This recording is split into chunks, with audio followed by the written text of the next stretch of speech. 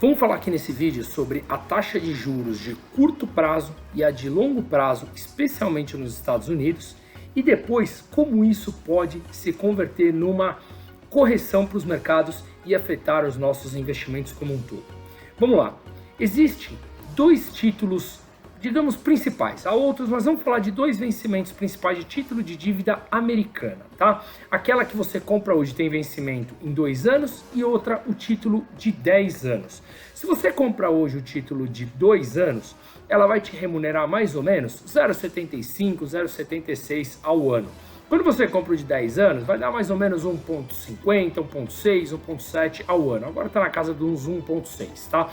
Mas vamos lá, existe esse diferencial entre o de 2 anos e o de 10 anos. Obviamente, o título que vence em 2 anos, ele paga um juros menor do que aquele que vence em 10 anos, né? Isso é bastante óbvio no conceito mais básico da coisa. Você compra um título de dívida com vencimento mais curto, ele vai te remunerar numa taxa menor.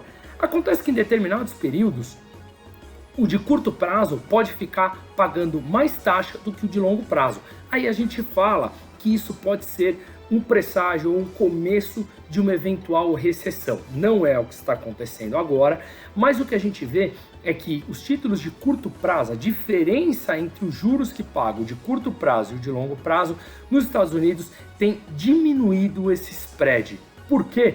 Basicamente o mercado precificando que a inflação ela pode ser um pouco maior do que a média nos próximos meses ou anos, tá? Nos Estados Unidos, lembra que o Banco Central tinha a meta de manter a inflação em 2%, por que 2%? Não sabemos, por que não 3%, por que não 4%, por que não 1%, mas enfim, e agora isso pode permanecer por um pouco maior, 3%, 4% ao longo dos próximos anos. Não significa que é uma inflação estrutural, mas lá nos Estados Unidos é maior do que, 4% é maior do que aqui no Brasil, que seria uma inflação bastante controlada. Mas mesmo assim, essa taxa de curto prazo, se o mercado começa a precificar que essa inflação ela pode ser mais duradoura ou um pouco maior do que o mercado estava acostumado, essas taxas, ou quem compra esses títulos de 2 anos, começa a exigir uma taxa de retorno maior para comprar esses títulos. Então a taxa de curto prazo sobe, até porque o mercado começa a esperar que o Banco Central vai subir as taxas de juros para controlar a inflação.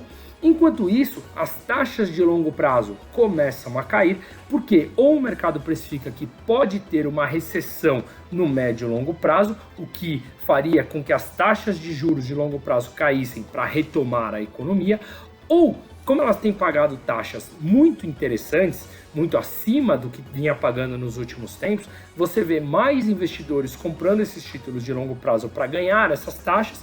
Muita gente comprando faz com que o valor do título da dívida suba, mas os juros que ela paga cai. Então você vê os juros longo caindo e os juros futuro subindo. Essa pode ser mais ou menos uma lógica. O mercado precificando que o Banco Central vai subir os juros no curto prazo para controlar uma inflação, e no longo prazo você pode ter um mercado acreditando numa eventual recessão que derrubaria os juros longo, ou você pode ter o mercado comprando mais títulos e porque acredita que essa taxa está atrativa. Esse é o primeiro ponto. O segundo ponto que eu quero falar aqui é que os bancos centrais, vamos falar basicamente aqui do americano, mas a gente viu isso no Japão, na Europa, no banco inglês, em todos os lugares basicamente durante a pandemia. O Banco Central dos Estados Unidos, o Federal Reserve, mais conhecido como Fed, ele vem atuando, injetando trilhões de dólares na economia. Mas o próprio governo vem interferindo nessa política monetária e ele mesmo vem fazendo, o governo, interferindo de novo e aumentando, fazendo uma expansão monetária, dando mais crédito no mercado. Isso, obviamente, mais dinheiro circulando, e a gente vem falando que isso projetaria uma inflação mais alta, como chegou agora. Acontece que agora os bancos centrais, até o dos Estados Unidos, se encontram numa sinuca de bico. Ou sobe os juros para conter essa inflação, mas se ele sobe os juros, desestimula o crescimento da economia, ou ele mantém os juros baixos, em zero ou próximo de zero, e continua um evento inflacionário. O que fazer? E aí está o grande ponto. Tem um outro porém: se as taxas de juros sobem, encarece a dívida do país, que já está bastante alta. O mundo se endividou durante a pandemia, os Estados Unidos está com por volta de 120% do PIB com relação à sua dívida. No Brasil, para ter uma ideia, nós estamos em 81% a relação dívida-PIB.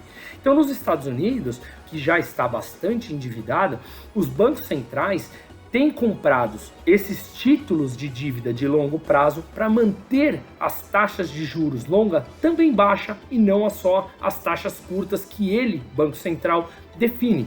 Então, as taxas longas, os bancos centrais têm comprado sucessivamente bilhões, 120 bilhões por mês, para manter essas taxas de juros longa, baixa, para não encarecer o endividamento e não encarecer uma tomada de crédito que, obviamente, tiraria fôlego da economia, tá? Então, repetindo, ele vem interferindo, comprando esses bilhões todos os meses para manter as taxas de juros longa, que essa sim é negociada a mercado, diferente das taxas de juros de curto prazo, a Fed Fund Rates, que é a Selic dos Estados Unidos, que o Banco Central controla, sobe ou desce. Mas as taxas longas, como são negociadas a mercado, eles têm que comprar, injetar bilhões de dólares para manter essas taxas baixas e não encarecer os financiamentos no momento de retomada econômica, tá? Agora vem um ponto importante aqui. Até quando eles podem fazer isso? Em algum momento, eles vão chegar no dado em que mais dinheiro injetado na economia, mais compra desses títulos, eles chegam no limite do Banco Central que pode ser estipulado. Ou até mesmo mais dinheiro injetado vai levar a mais inflação e fica esse círculo vicioso, em que aí em um momento eles têm que subir os juros, né? E lembrando que a gente está vivendo num cenário de juros negativo, que está próximo ao que foi na década de 70, que foi o momento de maior juros real negativo. O que é juros real? É o juros atual, a Selic, ou a Fed Fund Rates, a taxa de juros dos Estados Unidos, que está entre 0 e 0,25, menos o CPI, ou seja, menos a inflação, tá? Então, hoje os juros reais nos Estados Unidos tem uma inflação lá de quase 6%, 5 e pouco por cento, com uma taxa de zero. Nós estamos falando de taxa de juros real negativa de mais de 5%. Né?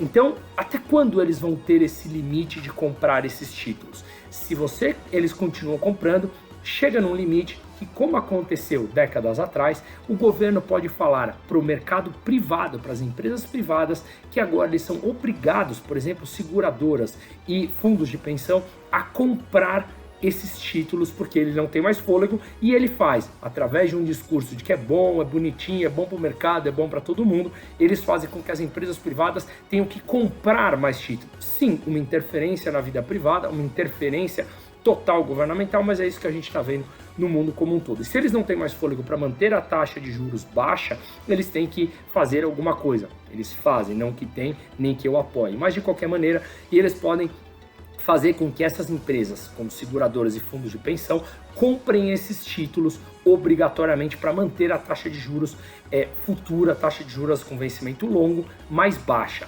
E aí, só que esses fundos, eles teriam que se desfazer de posições atuais, que nos Estados Unidos, majoritariamente, eles têm bolsa de valores na carteira, teriam que vender essas posições para poder ter liquidez para comprar esses títulos. Se isso, porventura, acontecer, pode ser um momento de queda de mercado e aí pode ter uma correção.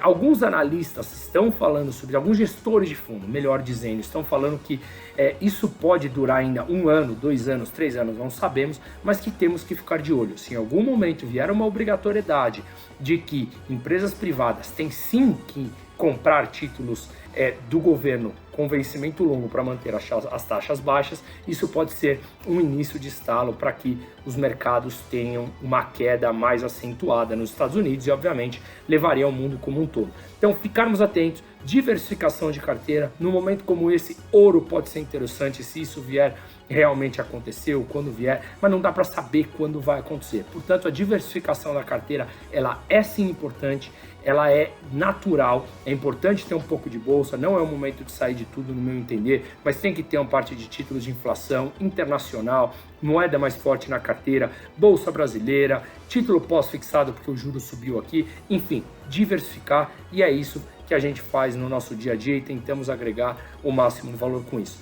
É um pouco técnico, mas espero que tenha ficado claro. Dúvidas, por favor, comente, fale e, se puder, compartilhe esse vídeo, porque mais bate-papo é mais importante. Muito obrigado e uma ótima noite.